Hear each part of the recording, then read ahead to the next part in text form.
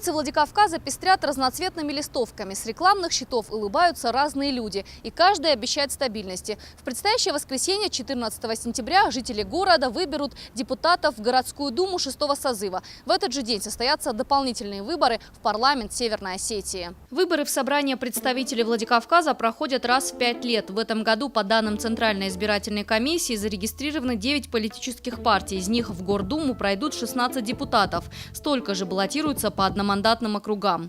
Итак, в Гордуму 6-го созыва баллотируются 9 политических партий. «Справедливая Россия» во главе с Осланом Букловым, «Единая Россия» вместе с Махарбеком Хадарцевым, «Патриоты России» с Юрием Федаровым. Альянс зеленых и социал-демократов представляет Герман Караев. Список коммунистов России возглавляет Руслан Кугаев. Народная партия «За женщин России» вместе с Ханзарифой Хабаевой. Вместе с ЛДПР Георгий Зозров. «Яблоко» выдвигает Ацамаза Хадикова и КПРФ во главе с Ахурбеком Магометовым. Таким образом, в списках кандидатов зарегистрированы 130 человек, по одномандатным 82 от политических партий, а также 9 самовыдвиженцев. Чтобы обеспечить себе место в парламенте Северной Осетии, а также попасть в состав собрания представителей Владикавказа, необходимо набрать не менее 5% голосов. Я думаю, что явка у нас будет приличная. Лично мое мнение, я вот как-то со стороны пытался наблюдать за деятельностью политических партий, и у меня сложилось такое впечатление, что они больше уже работают непосредственно с народом. То есть они устраивают встречи, они устраивают собрания, объясняют непосредственно, публикуют свою политическую программу на выборах, то есть доводят до избирателей именно те цели и направления, к которым они стремятся. Я считаю, что это тоже очень положительный факт именно в избирательном процессе. Я считаю, что так и должно быть. Нужно работать с населением. У политических партий больше нет времени на агитационные акции. Наступает день тишины, время раздумий для избирателей. Именно они должны решить, кому отдать свой голос. Специалисты отмечают, что в этот раз предвыборная кампания проходит в достаточно спокойной обстановке. Спрогнозировать беспорядки пока никто не берется. Ну, я бы хотел сказать, что в отличие от предыдущих выборов 2012 года, эти выборы проходят спокойно. Я бы сказал, что вот наличие каких-то вот скандальных ситуаций, они отсутствуют. Это очень важно для правильного понимания. Это, во-первых, уважение к избирателям, во-вторых, уважение к своим оппонентам. Это очень хороший признак, я считаю.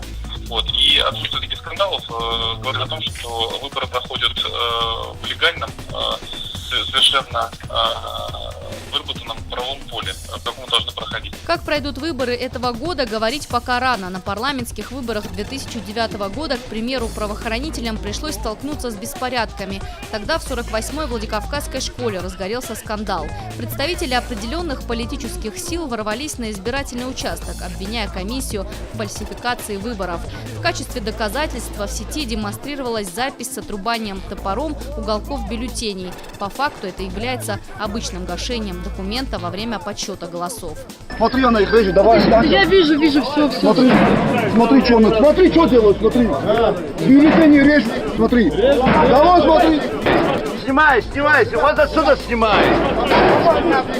В день тишины в штабе партии «За женщин России» спокойно. Встречу с избирателями уже позади. Теперь лишь бумажная работа и ожидания. Лидер партии «Женщины России» достаточно решительна и уверена в том, что наберет нужное число голосов. Предвыборная кампания у нас проходила, можно сказать, очень спокойно, тихо.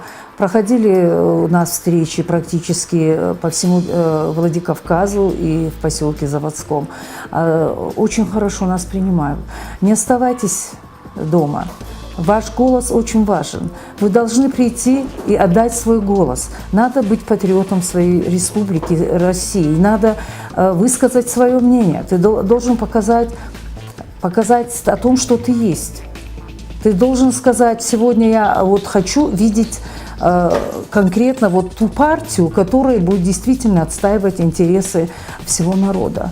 Явка на эти выборы отменена, поэтому голосование будет считаться состоявшимся даже при небольшом числе избирателей. Мы решили узнать у жителей Северной Осетии, придут ли они на избирательные участки и насколько честно, на их взгляд, пройдут выборы в парламент республики и в городскую думу. Я считаю, что все-таки как-то надо проявить какую-то гражданскую позицию свою, потому что когда всем все равно, да, вот, получается иногда не тот результат, который народ, скажем так, ждет. И я считаю, нужно сходить и проголосовать, потому что, ну вот, я считаю, что если не дается такая возможность пойти и проголосовать за того человека, за ту партию, вот, в которой я доверяю, скажем так, и верю, по крайней мере, на ближайшие несколько лет, ну, это нужно сделать. Скорее всего, нет. А почему? Не знаю, мне как-то не верится ни во что лучшее, что у нас будет. То есть вы не верите в то, что будут честными выборы? Я не верю ни в какие выборы. Утверждать, будут они честными или нечестными, не знаю. Но в смысле голосовать надо, конечно. Еще для чего люди туда идут? Вот этот вопрос. 14 сентября во Владикавказе откроется 146 избирательных участков. Они полностью оборудованы всем необходимым. За прозрачностью выборов будут следить сотни наблюдателей. Елена Черенкова, Ацамаз Шипшев, Ацамаз Кочев, Осетия ТВ.